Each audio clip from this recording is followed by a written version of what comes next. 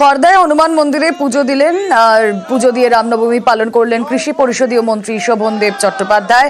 খর্দা বিধানসভার অন্তর্গত কল্যাণগড়ে হনুমান মন্দির, সেখানে পুজো দিয়ে রামনবমী পালন বিধায়কের।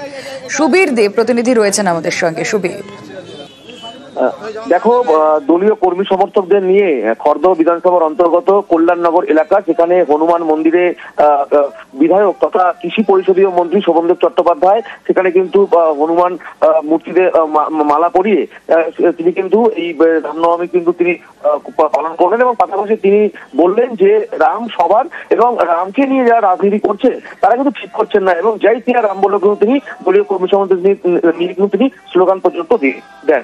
বেশ, রাম আমাদের সকলের দেবতা, এমন নয় যে রাম কারো একার দেবতা, আমাদের সকলের দেবতা। অবশ্যই রাজনীতি করা হচ্ছে, দেবতাকে মন্দিরে রাখতে হয়, আর হৃদয়ে থাকেন। এদের কিন্তু কোনো মতেই আমরা রাজনীতির অঙ্গনে টেনে আনতে পারি না।